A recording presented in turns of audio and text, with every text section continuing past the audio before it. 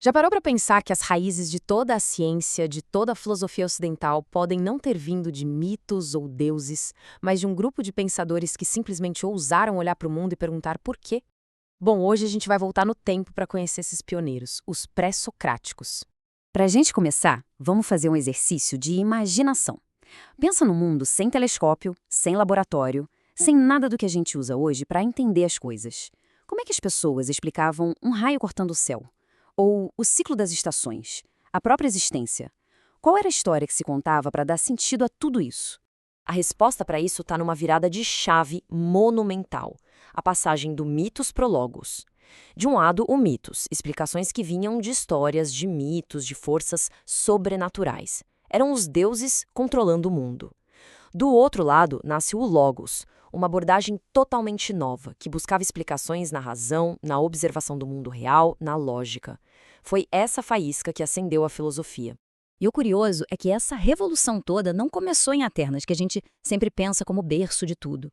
Não, ela floresceu aqui, nas colônias gregas, em cidades portuárias como Mileto. Por ser um porto, Mileto era um verdadeiro caldeirão de culturas, de gente diferente, de mercadorias e principalmente de ideias.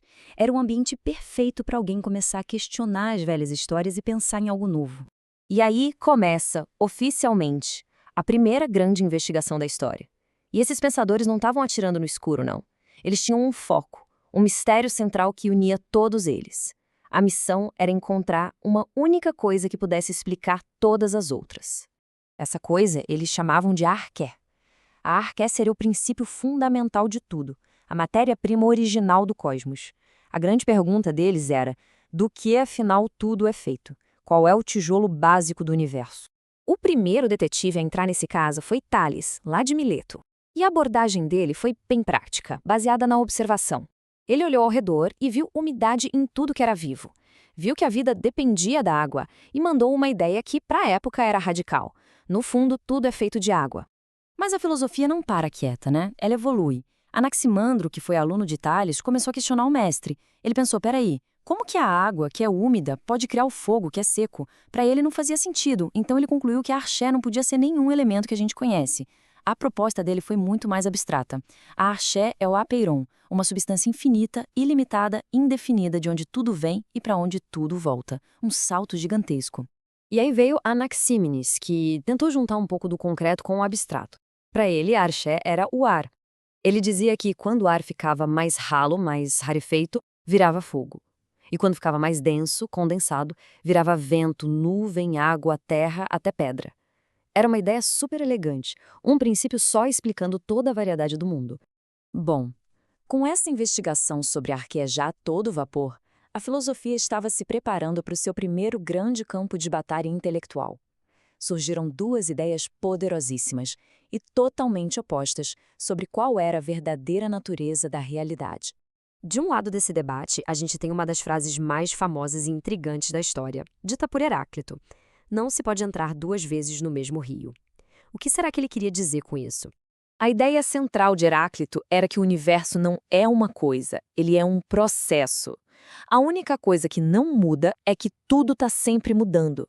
A realidade para ele era como fogo, um fluxo que nunca para. Aquela sensação de estabilidade que a gente tem, pura ilusão, um momento de calma nesse grande rio da existência. E do outro lado do ringue entra Parmênides. Ele olhou para esse mundo em fluxo do Heráclito e, usando só a razão pura, declarou: não, tá tudo errado. Para ele, a mudança simplesmente não existe. A lógica dele era de uma simplicidade brutal. Partia de uma premissa básica. O que é, é. O que não é, não é. Parece óbvio, né? Mas a partir daí ele deduziu que algo não pode surgir do nada, do não ser. Logo, o ser, a realidade, sempre existiu. E também não pode mudar, porque mudar seria se transformar em algo que não é, e o não ser não existe. A conclusão dele, então, foi radical. O movimento e a mudança que a gente vê com os nossos olhos são só ilusões. Então, olha só o impasse que se formou, uma verdadeira encruzilhada. De um lado, Heráclito, dizendo para a gente confiar nos sentidos, porque a realidade é pura mudança. Do outro, Parmênides, dizendo para a gente confiar só na razão, porque a realidade é una e nunca muda. E agora, como sair dessa sinuca de bico? A filosofia parecia paralisada. O desafio da próxima geração de pensadores foi simplesmente gigantesco. Em vez de escolher um lado, eles tentaram criar um sistema que fizesse as pazes entre a permanência de Parmênides e a mudança de Heráclito. O primeiro a tentar essa grande reconciliação foi Empédocles. E a abordagem dele foi simplesmente genial. Ele olhou para o debate e, em vez de ver uma contradição, pensou: e se os dois estiverem certos de alguma forma? A solução dele foi brilhante. Ele disse que a realidade é feita de 4 raízes que são imutáveis: terra, água, ar e fogo. Por serem eternas, elas agradavam a lógica do Parmênides. Mas e a mudança? A mudança acontecia por causa de 2 forças cósmicas: o amor, que junta os elementos, e o ódio, que os separa. Esse ciclo eterno de união e separação é que cria um mundo em constante fluxo que o Heráclito descreveu. Mas talvez a solução mais visionária, mais duradoura de todas, tenha vindo de Leucipo e seu aluno Demócrito. A proposta deles foi tão à frente do seu tempo que, de certa forma, ecoa na nossa ciência até hoje. Eles propuseram o atomismo.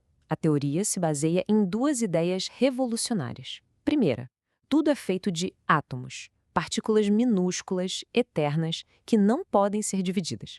E segunda, existe o vazio, o espaço onde esses átomos podem se mover livremente. E aqui está a genialidade da solução deles. Os átomos em si são o ser de Parmênides, eternos, imutáveis, nunca se alteram. Mas o movimento constante e as combinações desses átomos no vazio criam um mundo de mudança, o fluxo que Heráclito via. Ou seja, permanência na base, mudança na superfície.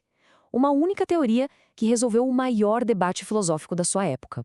Chegando ao final dessa jornada, a gente percebe algo fundamental sobre o que esses primeiros pensadores realmente fizeram. Olha só o caminho que percorremos. Começamos com os milesianos, buscando uma única substância. Passamos pelos eleatas, como Parmênides, defendendo um ser que nunca muda. Depois, os pluralistas, como Empédocles, que combinaram múltiplos elementos. E, por fim, os atomistas, com a ideia incrível dos átomos e do vazio. Hoje, as respostas que eles deram, água, ar, átomos, podem parecer simples. Mas o verdadeiro tesouro não está no que eles acharam, mas no como eles procuraram. O legado imortal dos pré-socráticos não foi uma resposta específica, mas a criação de uma ferramenta nova, a própria investigação racional. Eles foram os primeiros a ter a coragem de perguntar por quê, e tentar responder usando apenas a lógica e a observação, sem precisar dos deuses. E essa mesma busca por respostas, essa chama que eles acenderam há mais de 2 milênios, é o que ainda move a ciência e a filosofia. O que nos leva a pensar, hoje, qual é a grande questão que ainda nos move?